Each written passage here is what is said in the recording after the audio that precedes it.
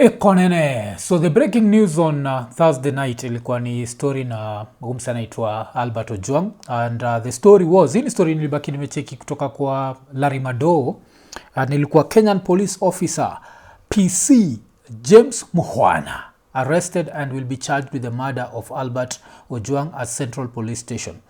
Then akabaki ameattach the letter, and the letter ilikuwa ni vigilance Nairobi criminal blah blah blah. Then ilikuwa like, please be informed that number 26950 PC James Mukhwana of Central Police Station was arrested today and was placed in custody at Capitol Hill by officers from IAU and IPOA. He is to be charged with the offense of murder contrary to section 203 as read with section 204 of the Penal Code following the death of one Albert Ojwang, IPOA and IAU dealing.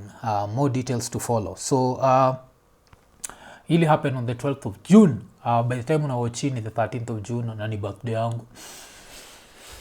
Bado tunapumua hewa. So that's a beautiful thing. So to go back to his story. Of course, one of the things that really happened on the 12th of June ilikuwa ni the protests. And I feel like this is the reason why Makarawa feel kama it's time to arrest someone and put it on them. Kuna kuangana story fulani, history ya Didi vile inaendelea. Tumekuwa tukibonga juu ya stories za RICO charges where you story ya racketeering where if you can be found to be part of a criminal organization blah blah blah. Hii story ni tricky, hii story ya nani, hii story ya Mukhwana cause hai make sense for him kudedisha umse, hakuwa namjua, si alimtoa kutoka ma area za Homa Bay. So hii story hai make sense. Alafu hii tukibaki tumeongeza ile article ya The Standard, ile article ya The Star, article ya The Star ile kwa nasema that nani alichukuliwa from the station and then akaenda akapigwa alafu akabaki amerudishwa. If we add those two things, this Mukhwana story does not like make sense. And I think this is a situation where they take someone who might be innocent and wanna end up mwekea no makai, they end up akiwa scot free and the real person goes scot free. Najua. And talking of stories za Albert Ojwang, make sure me look out for episode tulifanya na ni Brian Obuya on the murder tips. Make sure me watch your episode. Like say and understand the psyche ya Makarao and understand the story yote ya vile like murder investigations will happen. So that episode was very, I don't know how to call it, but it was beautiful. Like it was good just to learn. Mi kuna time nililearn mpaka utanotice hautaniona kwa kamera. Nilikuwa tu pahali tu nimejificha niko zile za nasikiza tu. But sasa go back to his story. Of course the protests on Thursdays zilikuwa crazy. Zilikuwa crazy sana because I remember like some of the images that I saw were shocking. Like kuna udem I think anaitagwa nani, anaitwa Shakira. So kulikuwa na picha yake akiwa na whistle alafu kama ameshikilia hiyo killer squad boss, picha ya DIG Lagat. Alafu kuna video yake moja ile niliwatch, ile ilikuwa disturbing.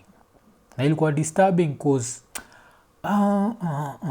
mnajua vile mu feel your story of violence. I always feel like the government has the monopoly ya violence, so if we go that route we can't win. Na udem kuna kitu moja ile alifanya ile hopefully hata repeat again, but wacha tucheki part.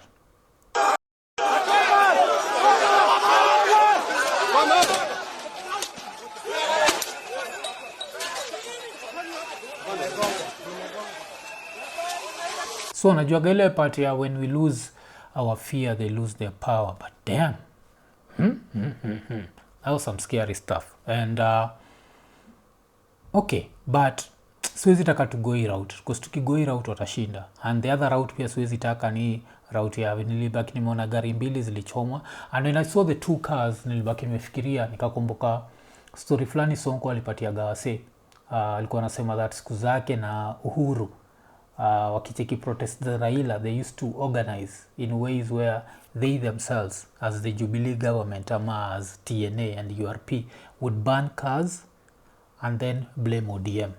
So I would not be surprised that hizi gari zilichomwa zilichomwa ndio wa blame protesters, because I don't think the protesters were out there to destroy property. So hiyo ikunimekia sense, but siwezi taka tuende kwa hii route ya violence. Alafu pia kuna wale wasejo, mimi unajua mukubali jo, kuna cojones sikupewa jo, na kuna shida. Cojones ni nini? Cojones ni korodani. Je, wajua korodani?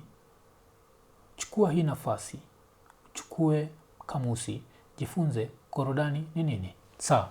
So kuna soko na korodani kunishinda, and one of those dudes ni umse. Kuna umse ni check footage yake, nilikuwa like damn, watu wako na korodani hii dunia.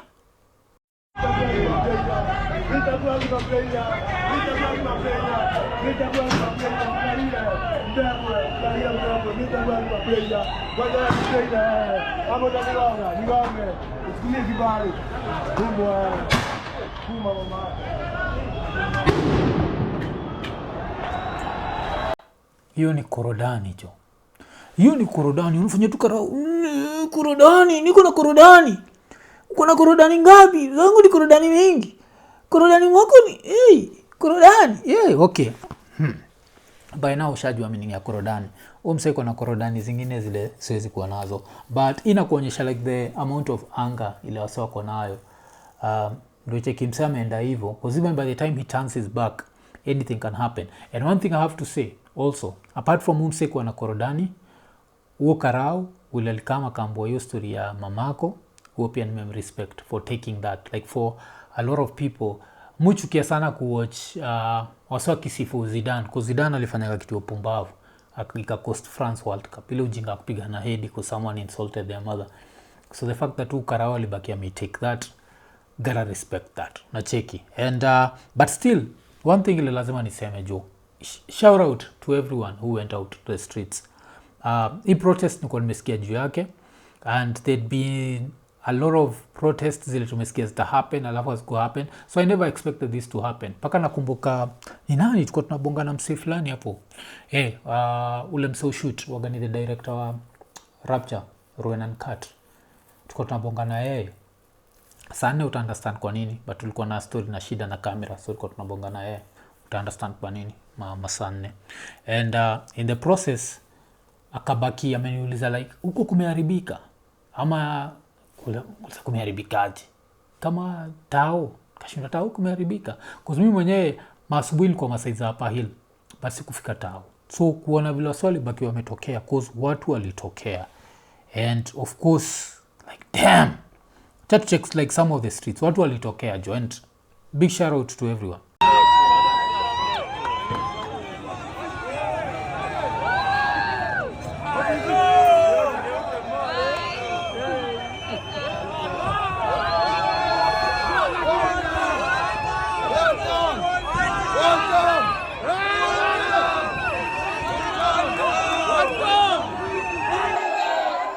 Umse amebeba nini ya Kanja, just jakubaliana na yeye, but kuna umse alikuwa amebeba FTP, for the people, fuck the police, parliament.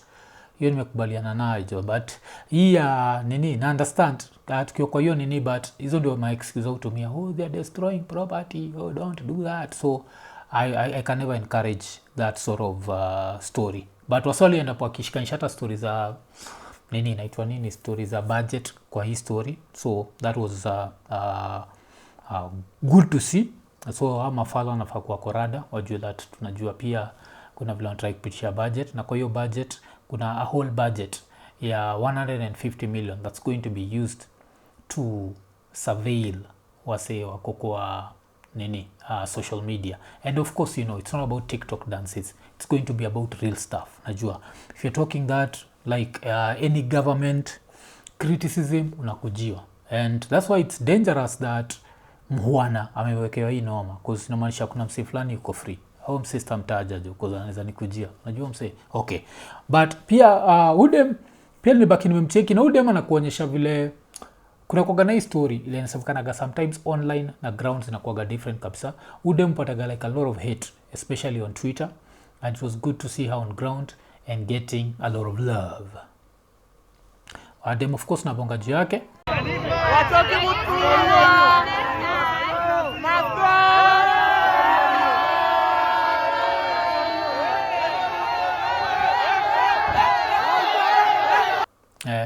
juu ya Hanifa. And nikiona bullet kaa hizo nasikia vaso anasema ni blanks, hizo zinakaa hivyo, but still hiyo chuma unataka kuniambia kigonga mtu haikupeleki kwa Yesu Kristo. Najua mimi naamini Yesu Kristo. Mimi si mtu shebedu, mimi si mtu fedule, mimi si mtu naamini Yesu Kristo. Okay, back to hii story. So nikiona kitu kama hiyo bullet nashindwa, hata kama wasana claiming sijui ni blanks. I don't understand. Si understanding like that level of artillery force wamekuja kuprotest. Si understanding. But pia another image ile nilicheki ni kuna vile wasol kwa Kenyatta Avenue, na kwa Kenyatta Avenue pia I think hapa chanting ya one time pia ilibaki imetokea, but wacha tucheki part of it.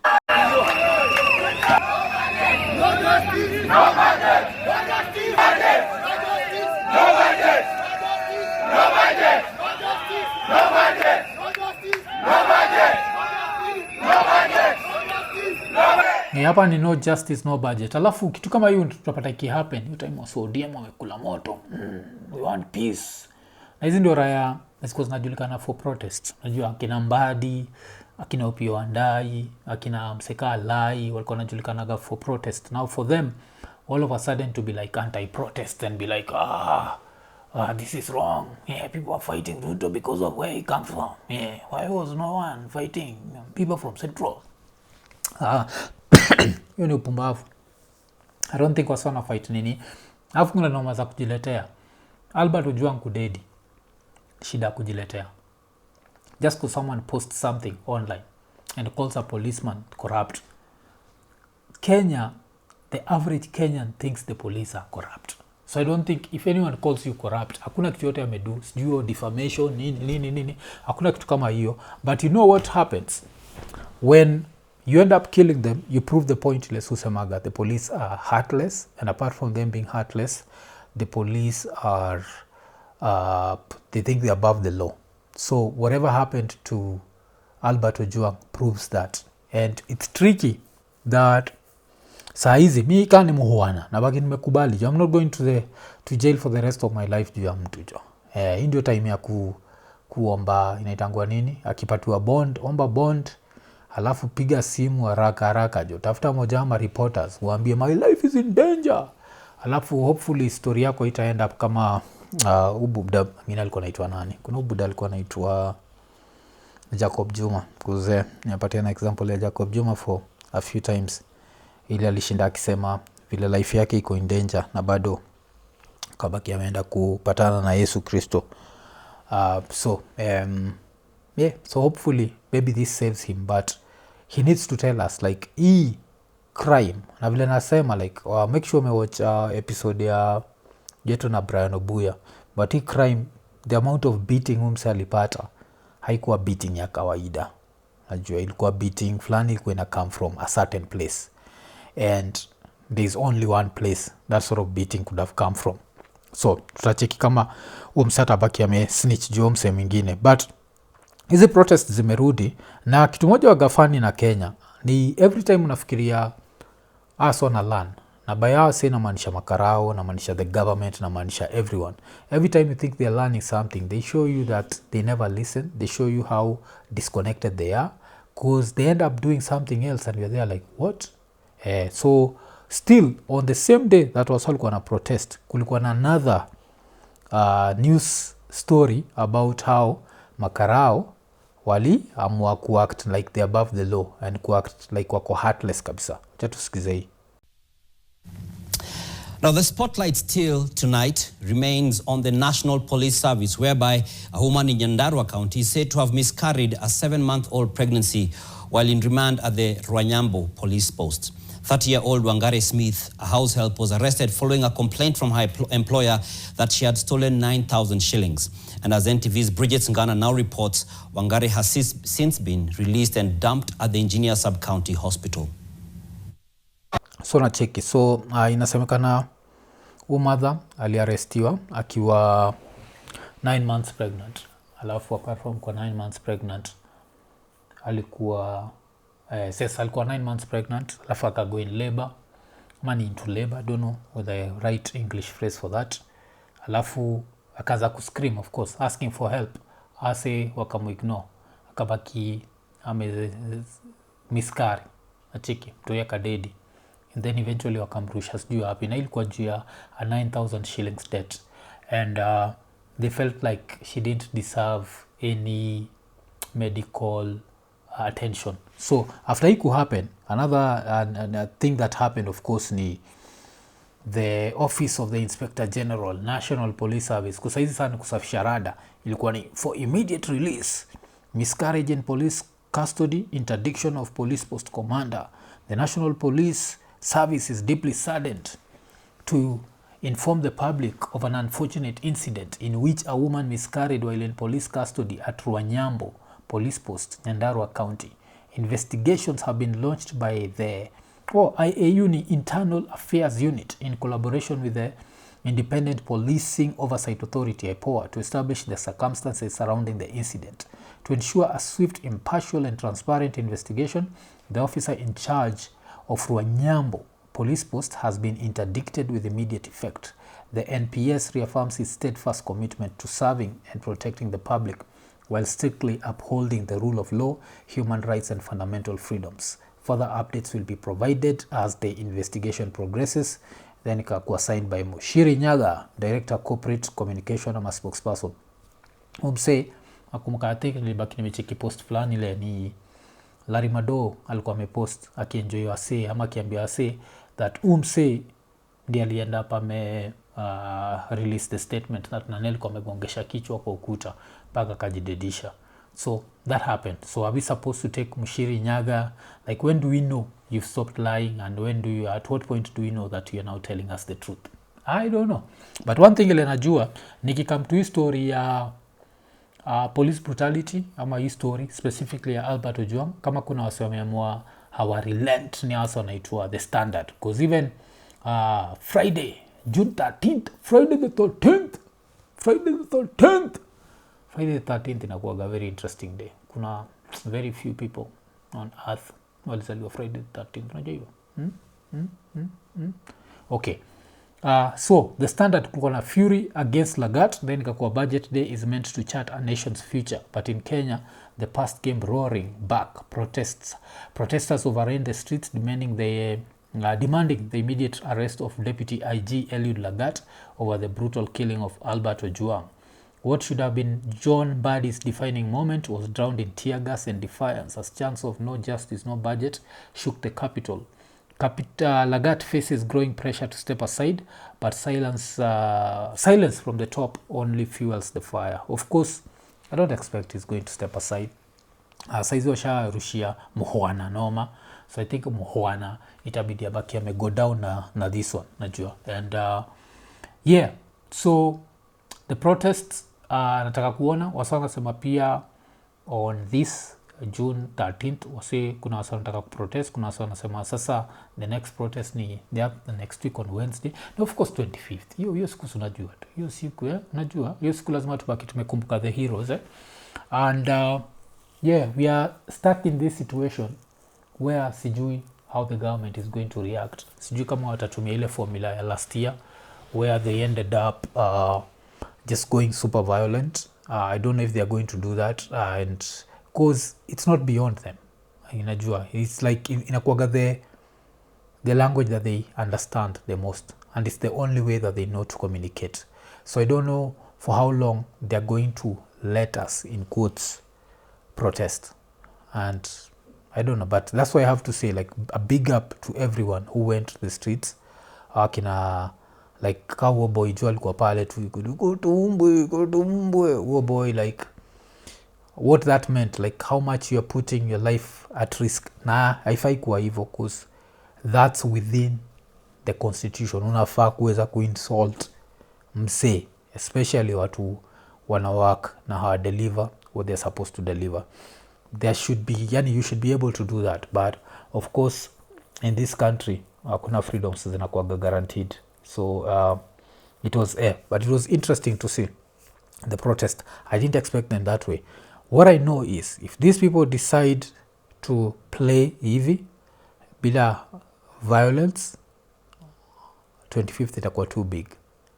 and that's why I think they can't let it. Hawezi acha ifike hiyo level, hawezi tuachia tukue kama June 18th last year. Ama watu wachie ikue kama ilikuwa ni June 20th. Yes, June 20th. I don't think wanaweza acha, because wakiacha ikue kama June 18th na June 20th za last year, then it means that June 25th this year itakuwa crazy kabisa, and that's not something that they can allow. But one thing I know, Wamsa alikuja na FTP for the people, and the police, the parliament alibaki amekame up na the right idea. So wacha tucheki vile how these things are going to happen, and yeah, big up to all the patriots out there, and yeah, let's keep fighting, and let's hope that people never forget who Albert Ojwang is. The same way people, I think hatujasahau Rex Masai. Every time we think about the police ufikiria Rex Masai. I think tumesahau akina David Chege, which is sad, because I don't think we can remember everyone. I think pia kulikuwa na doctor, if I'm not wrong, alikuwa naitwa nani jo? Kuna doctor alikufa through hizo bullets za June 25th. And of course, because makarao alikuwa na nini, wanarusha bullet everywhere. So I don't know, like let me try and see if I can find the name, because the name that's coming to my mind, okay, alikuwa naitwa Margaret Oyuga. Yes, Margaret Oyuga, rest in peace. Kwa daktari alibakia mededi kwa protests za last year. So yeah, the protests are back, I guess, man. Let's see how it goes. And I guess ndamalizia pia mimi nikisema one time iko nene.